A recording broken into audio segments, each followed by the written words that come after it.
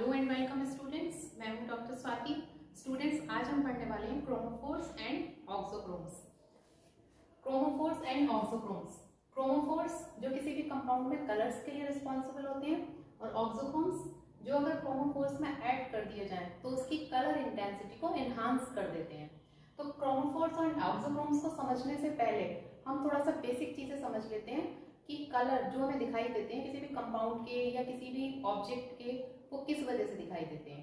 चलिए स्टार्ट करते हैं अपना लेक्चर। स्टूडेंट्स, मैंने अपने प्रीवियस लेक्चर में बताया था आपको कि ये जो 100 nm से 200 nm का जो रीजन है that is called vacuum UV, and जो 200 से 400 नैनोमीटर का रीजन है दैट इज यूवी रीजन है ये, और 400 to 800 nm this is called visible region. तो विजिबल रीजन जैसे नाम से क्लियर है, विजिबल जहां पर कि ये होते हैं कलर्स विबग्योर, जिसकी रेंज 400 से 800 nm तक की होती है, या हम कह सकते हैं 4000 एंगस्ट्रॉम से 8000 एंगस्ट्रॉम, या 400 नैनोमीटर से 800 नैनोमीटर तक की जो रेंज है विजिबल रीजन है।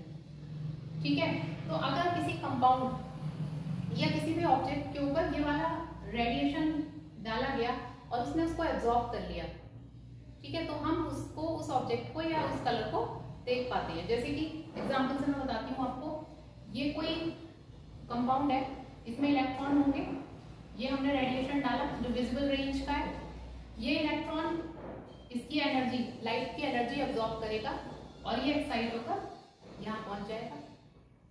अब एक्साइट होकर पहुंच तो गया, पर ज्यादा देर ये यहाँ पर रुक नहीं सकता, थोड़ी देर स्टे करता है ना। एक्साइटेड स्टेट में ज्यादा देर कोई नहीं रह सकता, यहाँ थोड़ी देर स्टे करेगा, वापस यहाँ पर आ जाएगा। ये अपने घर से गया था दूसरे घर में, एनर्जी एब्सॉर्ब करके गया था, ठीक है, ये वाली एनर्जी अब्सॉर्ब करके गया था, लेकिन अपने घर वापस आना है। रूल है कि वापस आओगे तो जो एनर्जी अब्सॉर्ब करके गए थे उसे छोड़ के आना पड़ेगा वहीं।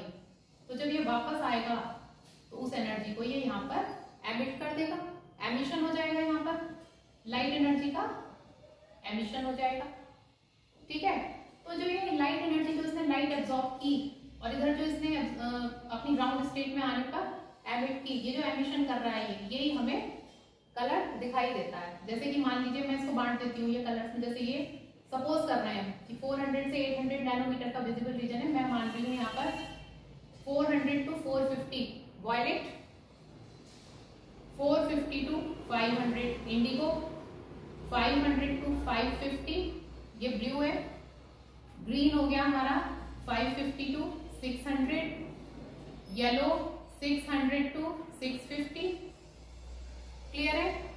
ये हो गया हमारा 650 to 700 ऑरेंज, और 700 to 800 का जो रीजन है, जो रेंज है, ये रेड, क्लियर है।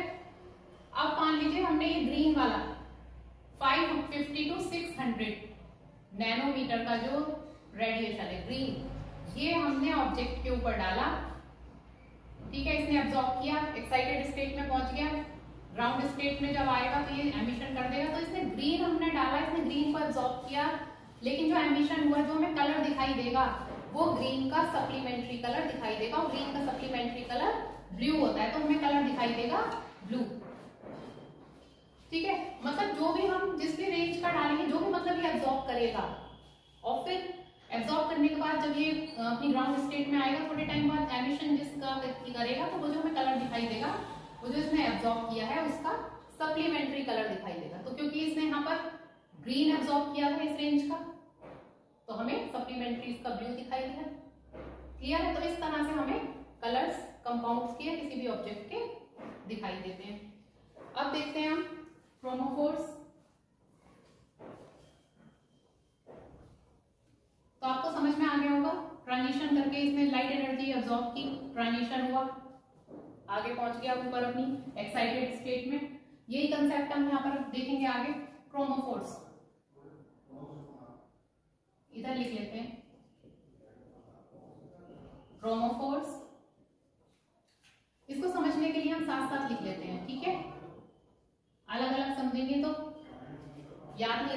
कंपेयर करके पढ़ेंगे तो याद रहेगा। क्रोमोफोर्स क्या होते हैं स्टूडेंट्स, याद करने के लिए बता रही हूँ, ये कंफ्यूजन होता है इसमें। सी से कलर,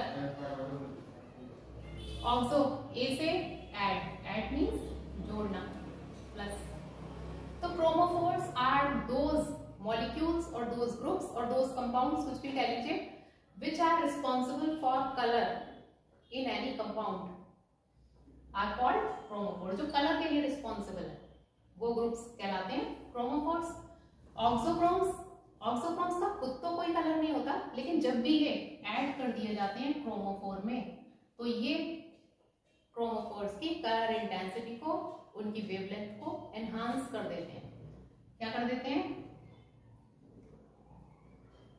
एंड इंटेंसिटी को एनहांस कर देते हैं।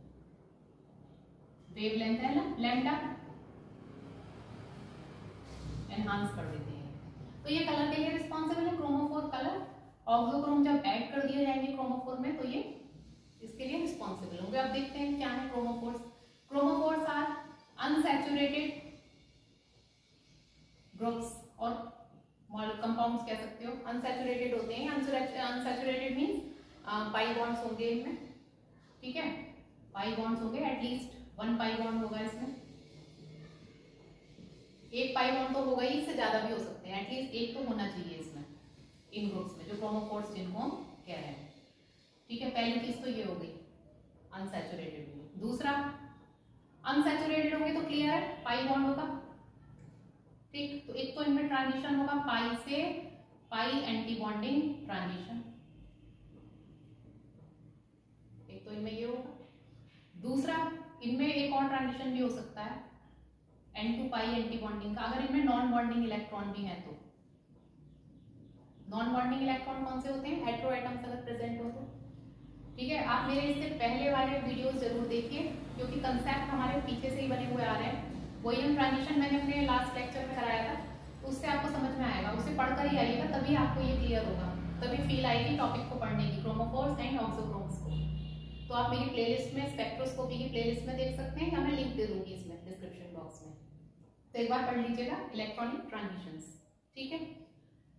तो ये पाई से, इसमें जो है अनसैचुरेटेड ग्रुप्स हमने कहा, दो तरह के ट्रांजिशन, जिन्होंने पढ़ रखा है उन्हें समझ आ गया होगा, दो तरह के ट्रांजिशन होंगे। पाई बॉन्ड है तो पाई से पाई स्टार, और दूसरा एन से पाई स्टार ट्रांजिशन।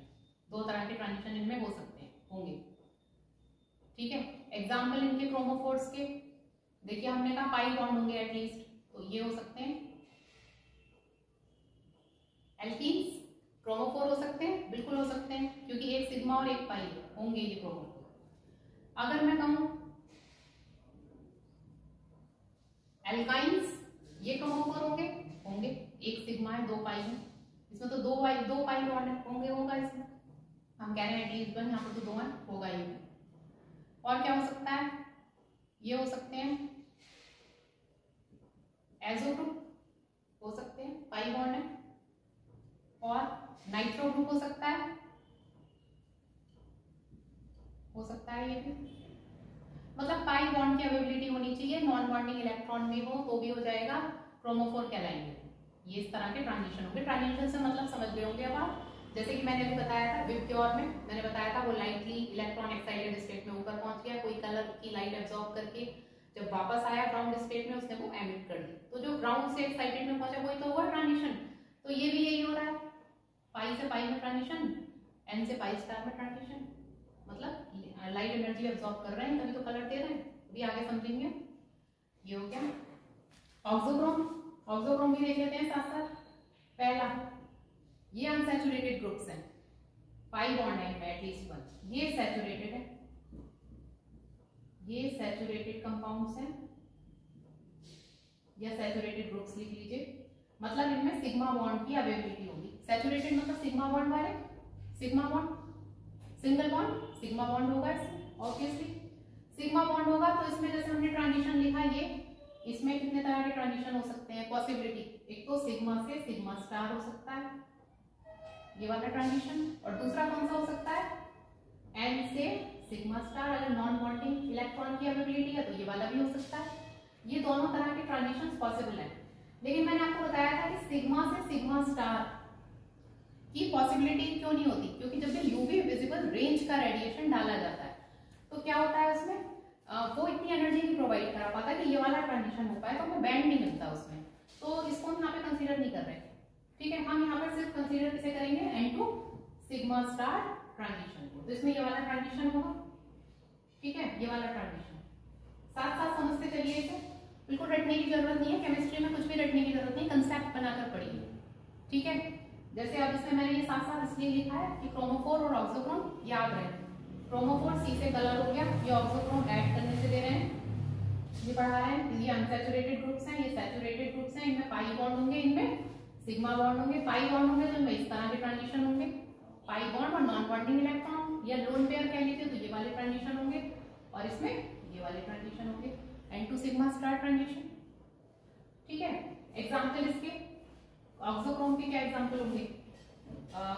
OH हो सकता है, हाँ हो सकता है OH सैचुरेटेड, OR हो सकता है, NH2 हो सकता है, NR2 हो सकता है, बिल्कुल हो सकता है। ठीक है, तो सैचुरेटेड है और इनमें क्या है, N एटम कौन से होते हैं, मतलब N जो इलेक्ट्रॉन से कहां पर होंगे, जहां पर हेट्रो एटम्स की अवेलेबिलिटी होगी, और हेट्रो एटम जिन्हें कहते हैं O है, F है, Cl है, S है, N है, ये जहां पर होंगे वहां पर लोन पेयर की अवेलेबिलिटी होगी, उन्हें हम N इलेक्ट्रॉन्स कह देते हैं। तो इनमें है ये प्रेजेंट, तो ये वाले ट्रांजिशन भी पॉसिबल है, तो ये ऑक्सोक्रोम होगा। आई थिंक समझ आ गया होगा, साथ साथ लिख दिया है, ये एग्जाम्पल भी लिख दिए। अब इसको एक एग्जाम्पल से और समझाती हूँ मैं आपको, जैसे कि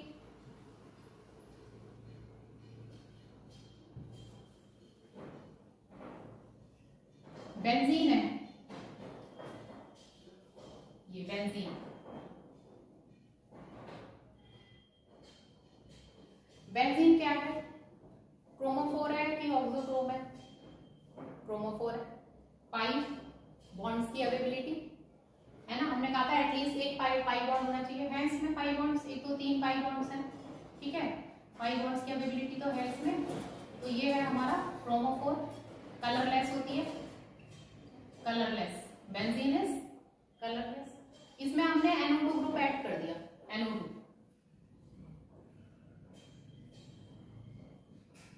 NO2 को कैसे लिखेंगे, N डबल बॉन्ड O, ये है ना, इस तरह से लिखेंगे, ऐसे लिख लीजिए। तो जैसे ये हो गया नाइट्रोबेंजीन,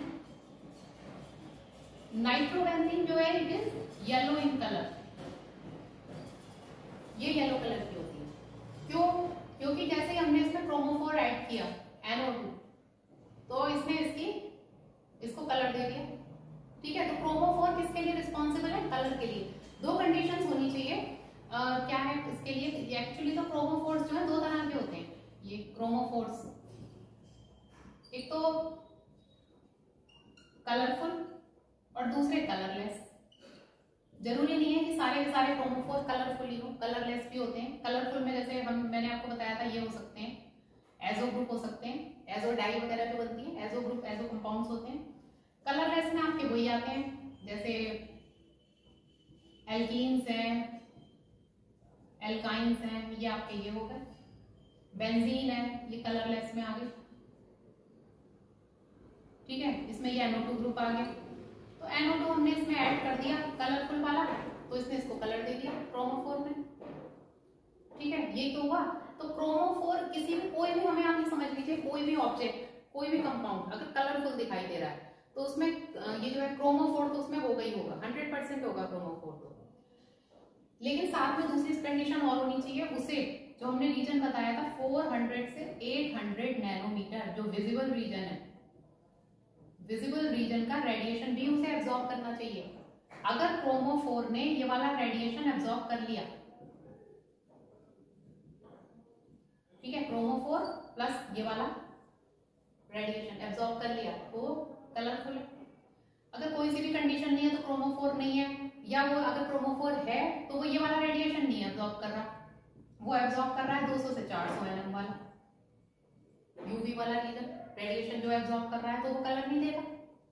तो दोनों कंडीशन होनी जरूरी है, क्रोमोफोर भी होना चाहिए और उससे ये रेडिएशन भी एब्जॉर्ब करना चाहिए, तो फिर हमें कलर मिलेगा।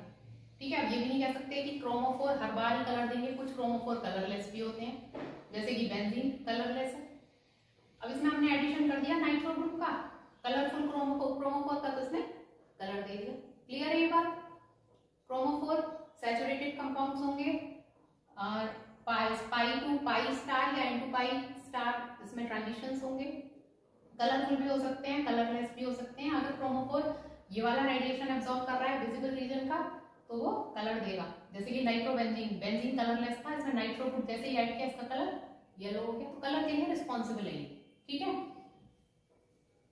ऑक्सोक्रोम्स, देखिए ऑक्सोक्रोम क्या करते हैं, ये बेंजीन है,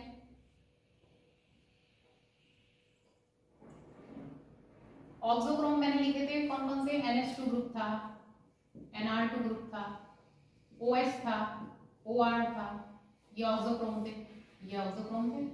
अब ये बेंजीन क्रोमोफोर है, इसमें हमने ऐड कर दिया ये NH2, बेंजीन में NH2 ऐड हो गया तो क्या बन जाएगा, ये एनिलीन, एनिलीन बन गया ना ये NH, और ये लोन पेयर ऑफ इलेक्ट्रॉन है ना, तो नाइट्रो ये हो गया एनिलीन। तो स्टूडेंट्स इसको जो है ये बेंजीन का जो लैम्डा मैक्स था वेवलेंथ वो थी 255, लेकिन एनिलीन की हो गई हमारी 280 μ1। क्यों हो गई? इसकी जो हमने कहा कि ऑक्सोक्रोम जो है लैम्डा मैक्स भी बढ़ा देते हैं और इंटेंसिटी भी बढ़ा देते हैं। इंटेंसिटी मतलब कलर अगर लाइट होगा किसी कंपाउंड का, ऑक्सोक्रोम ऐड किया तो उसका कलर डार्क हो गया। मान लीजिए किसी कंपाउंड का लाइट येलो था, ऑक्सोक्रोम को ऐड कर दिया उसमें, कलर उसका डार्क येलो हो गया, मतलब कलर इंपार्ट करने की जो कैपेसिटी है वो बढ़ गई, बढ़ा दी ऑक्सोक्रोम ने। यहाँ पर क्या किया इसने, लैम्डा मैक्स बढ़ा दिया, मतलब वेवलेंथ बढ़ गई। जैसे मान लीजिए इस तरह से मिल रहा हो अगर बेंजीन का ये जो है लैम्डा मैक्स वेवलेंथ का ग्राफ, तो एनिलीन का किस तरह से मिलेगा, और थोड़ा ऊपर जाके इसका ये मिला तो इसका ये मिला। क्यों? क्योंकि इसमें ये ऐड हो गया। एक्चुअली क्या हुआ, क्या, किस वजह से हुआ ये स्टूडेंट्स, कंजुगेशन की वजह से। कंजुगेशन बढ़ा दिया, कॉन्जुगेशन बढ़ा दिया इसने यहाँ पर NH2 ग्रुप ने। कैसे? देखिए यहाँ पर कंजुगेशन किसे कहते हैं, ये है कंजुगेशन, एक सिंगल बॉन्ड एक डबल बॉन्ड, एक सिंगल बॉन्ड एक डबल बॉन्ड, इसी को कंजुगेशन कहते हैं। तो कंजुगेशन जहां पर भी होगा वहां पर वेवलेंथ जो है बढ़ जाती है। आगे मैं डिटेल में एक अलग वीडियो बनाऊंगी कॉन्जुगेशन पर, अभी आप ये समझ लीजिए कि कॉन्जुगेशन से वेवलेंथ इंक्रीज हो जाती है।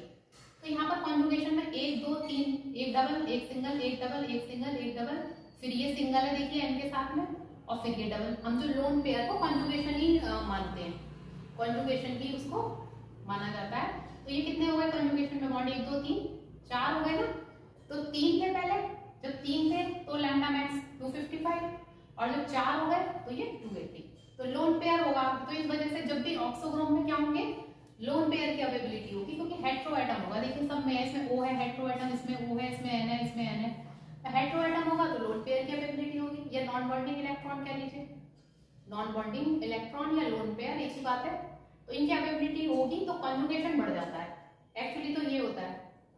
ठीक है, और जब आप डिटेल में पढ़ेंगे conjugation, effect of conjugation of UV visible spectroscopy, तो आपको और क्लियर समझ में आ जाएगा। तो अभी इसने कॉन्जुगेशन बढ़ा दिया ऑक्सोक्रोम ने। तो ऑक्सोक्रोम यही करते हैं, जो उनमें लोन पेयर ऑफ इलेक्ट्रॉन की वजह से कॉन्जुगेशन बढ़ा देते हैं कंपाउंड में, और लैम्डा मैक्स की वैल्यू बढ़ जाती है।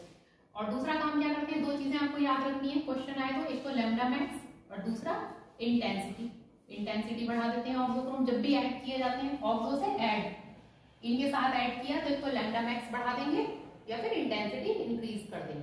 कलर किसी का लाइट था डार्क कर देंगे, खुद कलर नहीं देते पर ऐड करने पर दूसरे कंपाउंड की जो है कलर एनहांसिंग कैपेसिटी बढ़ा देते हैं। तो ये है आपका क्रोमोफोर्स एंड ऑक्सोक्रोम्स। ये बुक्स में बहुत ही शॉर्ट में दिया हुआ है, इसको मैंने थोड़ा सा डिटेल में समझाया है। ये BSc में, MSc में और AKTU के सिलेबस में भी ऐड है ये टॉपिक। तो आई होप कि आपको समझ में आ गया होगा। अगर आप मेरा टॉपिक मेरा जो लेक्चर समझ आया हो, पसंद आया हो, तो इसे लाइक और शेयर जरूर कीजिए। मेरे चैनल को आपने अब तक सब्सक्राइब नहीं किया है तो प्लीज इसे कर लीजिए। मैं ऐसे इन्फॉर्मेटिव वीडियोस लेकर आती रहूंगी। Thank you.